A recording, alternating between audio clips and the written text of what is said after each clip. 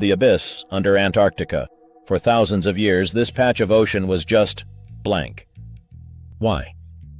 Because it was sealed beneath a colossal ceiling of ice, thicker than 16 Eiffel Towers stacked one on top of another. So here's the first big question. If you had the keys to Earth's locked basement, what would you expect to find? Nothing but empty black water? Or something far stranger? In January, the George VI ice shelf split with a crack like rolling thunder. An iceberg the size of Chicago snapped off and drifted away, and in that instant, the door was opened. What scientists discovered down there didn't just shock them. It defied every textbook ever written. Section 1. The Opportunity. The iceberg, named A84, slid away so fast it looked like a time-lapse. But here's the catch. The exposed seawater would start freezing again within days, maybe hours. So ask yourself this. How do you explore a hidden world that's vanishing almost as soon as it appears?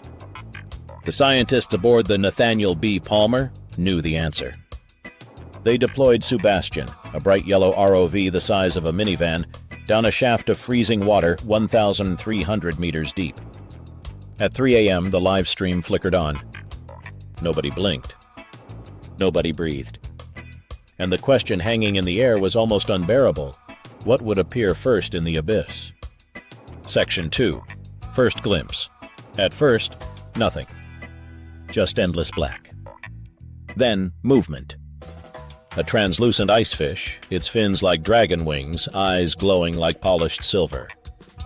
But here's the twist. What could possibly top that eerie first glimpse? The answer came almost immediately. A giant phantom jelly floated past, its arms trailing 10 meters long, flowing like ghostly ribbons. And the surprises didn't stop. Dinner plate-sized sea spiders crawled across rocks coated in crimson corals and apricot sponges. With each sighting, scientists whispered the same words. What is that? The truth? They didn't know. These weren't just familiar creatures in a strange place. They were new species, life forms no one had ever seen, living in water so cold and pressurized it could crush a human chest in seconds. Section 3. How is this even possible? Now here's the obvious question. How can anything survive in a place with no sunlight for centuries? You'd expect total lifelessness. Yet life was thriving. Why? The answer is twofold. First, marine snow. Imagine a never-ending blizzard of tiny flakes, dead plankton, scraps of organic matter, even fish poop, drifting down from open water hundreds of kilometers away. It's slow, but it's enough. Second, chemosynthesis. Bacteria in the sediments feast on sulfur compounds, turning them into usable nutrients. That chemical feast supports everything from tube worms to octopuses. So the real revelation is this.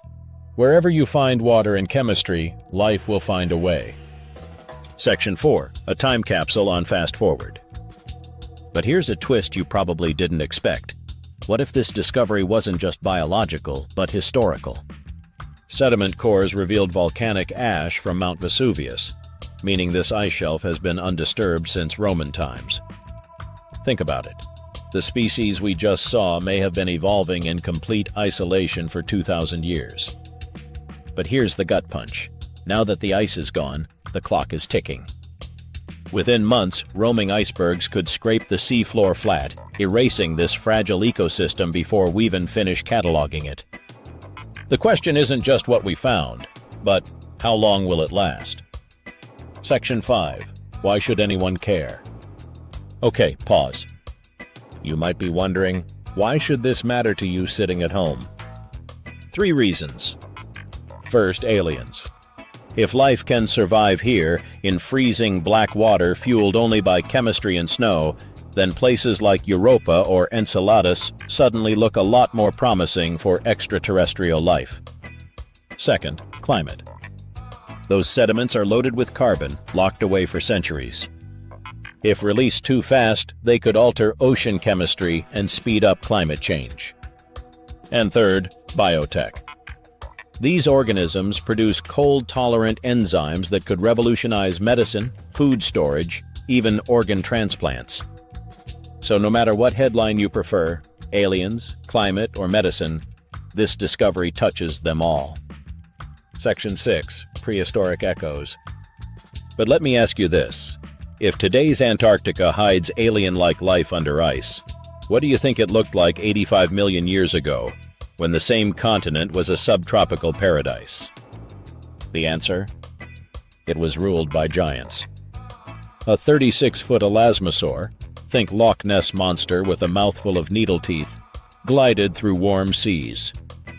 Mosasaurs, massive lizards related to snakes, hunted them.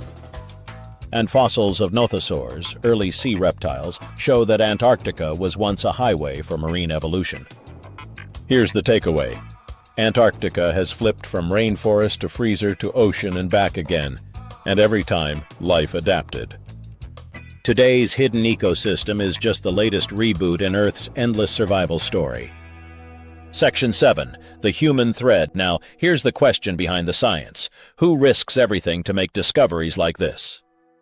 The answer isn't adventurers chasing glory.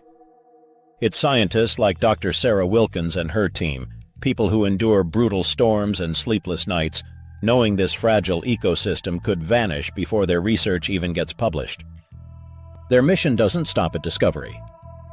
They're already lobbying for an international freeze-on fishing in these zones until we understand what's down there. Because protecting what you can't even see? That's the new frontier. Section 8. What's next? And here's the biggest question of all. Was this a one-time discovery or just the beginning? The truth is, more ice shelves are primed to collapse. Each thunderous crack will open another abyss.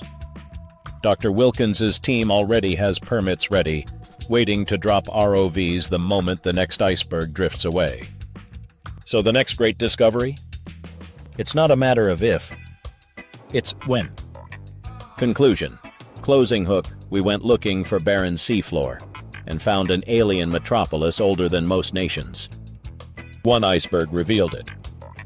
The next could reveal something even stranger. So keep listening for that thunder across the Southern Ocean. Because every time ice breaks, the clock starts ticking again. And the question we'll all be asking is simple. What's waiting under the next slab of ice?